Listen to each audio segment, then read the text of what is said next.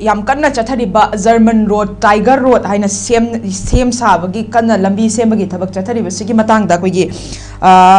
RTI activist RK जोइसनाना RTI थारगोगी हंकिबा वहंग हाइबा तारे करंबा मरी लेनबा लेंगा की अयाबा लौरगा मसी सेमखिबनो कनागे अयाबा लौरा सेमखिबनो हाइना हंगबा मतमदा कोगी लैरिबा फॉरेस्ट डिपार्टमेंट ना क्लियरेंस अमत पीखिदे मखोय अमत खंखिदे हाइरे अदुगा RED नसु मखोयनसु सेमदे हाइबा वाफम अमखक थमलै हाइरे अदुदी मसी सेमलिबा लंबीजे कनाई मखादा सेमलिबनो दो कमाई तोर सेमखिबनो हाइबदो कोगी हाइरिबा RK जोइसना कोगी एक्टिविस्टने थमलक वफमदा मसी अमनसु सेमदे हाइरगा अमनसु क्लियरेंस फॉरेस्ट डिपार्टमेंटसु क्लियरेंस अमत पीखिदे खंगदे हाइरबनिना तुमिना लैथोगा लैरगद्रा तुमिना लैथोपदि यारोय हाइबा वफम खतंगले ओजा साइम तांगसे कमाई थमिनि कोगी जर्मन रोड टाइगर रोड से अमनसु सेमदे अमनसु खंगदे हाइरबनिना मसी कनाई मखादा सेमबोयगदरबिनो मसी दिदि येंगसिनफम थोक्तब्रा ओजा कमाई थमिनि यम हाइजेगेबको हजिकी सिगी ममांगदा थमजबिदुगा चपमानेबको लेबाकसे प्रजाना कुशी तौबा याबा नते लो लेरिएजे उत्पियोबा होना हाइजनिंगसे डायरेक्टर नि कमिश्नर नि अदुनि हायगा मिट उशलगा थमबदु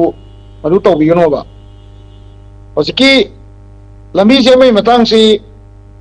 सेमबा याबा यादबा हाना कोइना खाइनरगा सेमगे कोने एप्रूवल लौरगे हायदु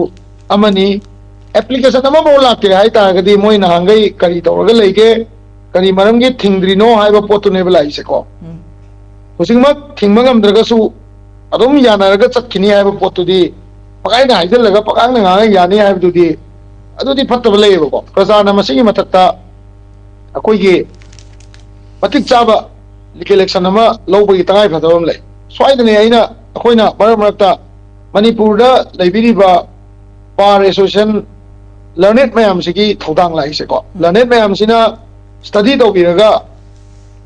अदोमदोमगी मतम खितंग काइथोपिरगा को लर्नेड सिंगना सिगी सिगोय तादी गवर्नमेंट की एडमिनिस्ट्रेटिव ब्लॉक सिदा अकोइना करी हाइबियाय प्रजा मियामना करी हाइबियाय गाइसे प्रजा मियामना कई तौबियाय एक्टिविस्ट सिंगना करी तौबियाय मसिगी रिपरकल्सन से कई लाकनी रिएक्शन कई लाकने से मियामना खंगन मम चंगे एक्टिविस्ट सिंगना खंगन मम चंगे को दा लर्नेड सिंगनेसु मसागी मतौदगी मतम खितंग काइथोपिरगा सुगुम पोचे खरा तोइना नैनबिरगदी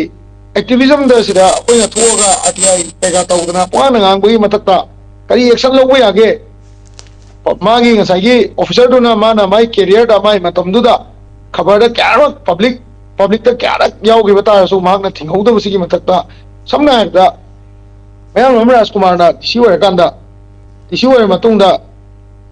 अखोइगी ड्राइव मैम तौवे होई सिदेदा कनो हाइतारे करीबा कोई लंबी कक्थटपगी बिल्डिंग एंजन में कक्थटपई ड्राइव मैम तौई अदुबो माना मागना ड्राइव तौई म जगासिंग दो माके ममांग द लेरम टीसी माके ममांग द लेरम SDC SDO PDO मैम दुना लोइना उरस आगे बातनेबा अदु मोइना अखोइगी प्रजा मैम ने लपैदी ड्राइव तौई अदुबो असाइगी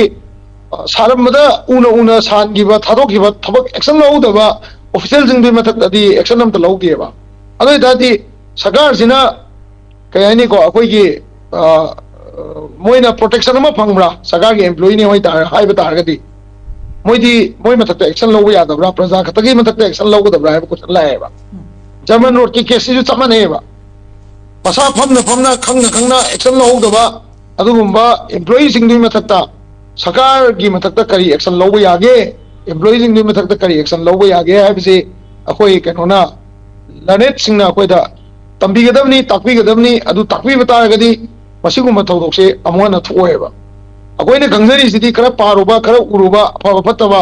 अदु मियामना थमजबे वानी अदुबु लीगल मैटर योक्तारगदी लर्नेड सिंगी रोल से हम चाउन लाएबा अदु लेबाक नुसिबा मणिपुर काहेंदना होनाबा अदुगुम्बा लर्नेड ओजासिंग की एक्टिविटी दो रोल दु मदु तंगाई बदना मोइना ताकबी तंबीबम चंगी हैबसे मसिगी स्टेप सिंग लौबा यानबा मोइगी थौदांग दु दरकार होय हैबसे माइन तमजगे ओके